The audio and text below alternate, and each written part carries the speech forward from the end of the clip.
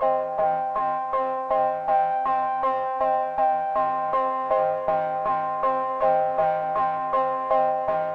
I read a story. We're going to get into my message now because I think you're ready now. I read a story the other day. Young lady sent me, you know how people send stuff on the email, you ain't really, just that forward stuff. Like you be like, here go another kitty cat boy. You know, you see the cat, it's like, here go another one of them kitty cat forwards. You know what I'm saying? Like 1,000 of them come a day. All right? But I know this person. So I was like, and they know me. They know I'm busy. So they know I ain't got time for forwards. So I'm like, it must be sweet. So let me look at it. Then I will be honest, even though the person has credibility with me, I'm gonna tell y'all what really hit me. When I looked at it, it was only 2 paragraphs. I was like, I can do that, I can do that. Right, cause it was about 4 or 5, I wouldn't even read it. But I was like, I can read 2 paragraphs, I can do that, right? So I start reading it. I want you to catch this, I start reading it. And so it was a story, I don't know where the story was, but they was on a mountain somewhere with a nice little river water or whatever. And there was a lady who they said she was out there and some kind of way she found this jewel, and she had a little small lunch left, but when she found this jewel, she was pumped up, you know, it was like gold almost. It was a precious stone, and she was thinking in her mind like, ooh, when I get back, I can make millions off of this. Like she just kind of knew that this stone was precious. So out of nowhere, the story says it's like this beggar, this guy came and asked her, you know, could he have lunch or whatever. And so she was like, look, I ain't got a lot, but I got this sandwich, you can have it, right? So she gave my man the sandwich or whatever. And then he looked at her and saw the jewel and was like, yo, you know, I ain't got nothing to lose. So he asked her, can I get the little jewel, boy? She was like, yeah, you can have it. Now, this thing was precious.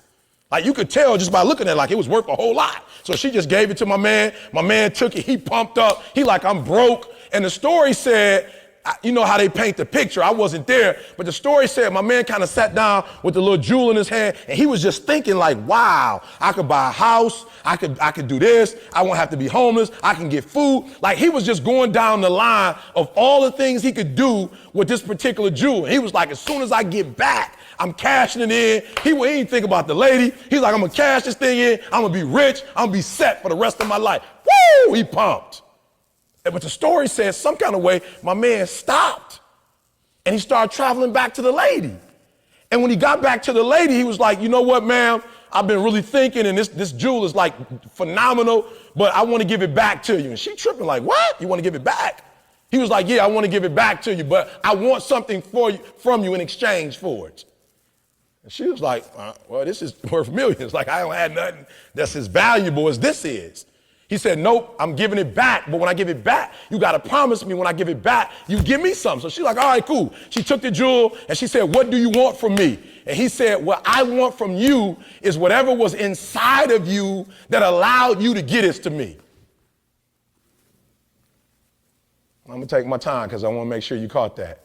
He said, I don't want what you gave me. I want whatever's in you that allowed you to be willing to get at to me. So you're saying, what does that have to do with me as a baseball player? I was homeless. Listen to me, for those of you who read my book, some people be talking, for real. Some rappers be rapping, they ain't never lived the stuff they talked about. I was homeless, like for real, for real. Right here, Detroit, Michigan, about 80 miles from here. I'm talking about I lived in abandoned buildings. High school dropout. I was eating out of garbage cans, right? Wherever I could find food, that's where I was finding food. Listen to me now, I travel the world now. Are you hearing me? I travel the world. And I'm just going to say this. I don't really like to do this publicly, but I went from, my first check was probably about $100 when I was 19, 20, when I started doing this, to now I can command anywhere from $10,000 to $15,000 to do an hour presentation. Are you hearing what I'm saying? I went from being homeless and a high school dropout to that. You say, how did you do it, E? Remember the story I told you? I started studying. I wasn't watching the game no more. I wanted to study what was in Michael Jordan. I'm like, what's in Michael Jordan? Michael Jordan got something in him. You know it's a whole lot of NBA players, but you ever notice when you watch the game, there's just some guys, they just on a whole different type of level, right? And when I study, so I'm gonna give you 3 things, I'm letting you go. I'm gonna give you 3 things that's within these people that make them do what they do. And one of the things, if you've ever watched Michael Jordan, if you've ever watched Kobe, and I'm not a fan of either of the two, but I love greatness. Catch what I just said. I'm from Detroit. I can't stand Michael Jordan. We probably would have won about 4 championships had it not been. You know what I'm saying? Isaiah Thomas, Microwave, Vinny Microwave. We had the Spider. We had it going on. Rick Mahorn. I mean, we was murdering them. Michael Jordan came in and was like, nope. And I'm going to tell you, my greatest memory of Michael Jordan All right, I want two people to take a guess. What do you think my greatest moment of Michael Jordan is? This right here. What do you think my greatest moment of Michael Jordan was? Step back, shot. The step, that was sweet, wasn't it? Which one you talking about though? Because there's a couple of them. It was a whole bunch of those. Just give me any one of them. Utah. I was thinking of Cleveland myself personally, right? But the Utah was a great step back. Boom. And whenever Mike would get you, he'd just hold it out just for the camera so everybody could see. Boom, it's done. Right? That's not it though. That's good. Anybody else? Great Michael Jordan. Say it again. The fist pump. MJ after he do his thing. No, within. Remember what I told you.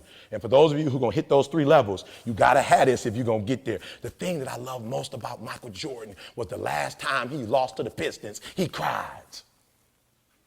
And when he walked off the court with the tears in his eyes, you know that one when you lose and you ain't even got no sportsmanship? You know that one? Normally, you lose, you just man up. You don't want to shake their hand, but you do it anyway because that's a part of the game. But when you get so tired of losing, when you get pissed, when you can't take losing no more, you lose the whole shaking the hand and you just walk off. And Mike walked off with a tear in his eye. And let me tell you something. He walked off and said to himself, this will be the last time the Pistons ever beat me again. Dwight Howard, no respect for the kid, none. Okay, I want to show you because you think I'm playing. I'm going to call Dwight Howard and tell my man he need to let it go. Because I do the same thing. I'm on the same level as Dwight. I'm the same one. I wear this when I speak. I'm Superman, right? Wherever I go, I wear this because I'm the best at what I do. My man Dwight got on one of these, called himself Superman. The team was losing by 18 points. He was over there smiling. I'm clueless. Y'all losing. Listen to me. Even when you lose, it's okay to lose. But you can't never get comfortable with it. You can never be satisfied with losing. When you lose, it's got to hurt. It's got to hurt. They gon' love me for my ambition. Easy to dream a dream, though it's harder to live it. Look, they gon' love me for my ambition. Beautiful music, painting pictures, this be my vision. They gon' love me for my ambition.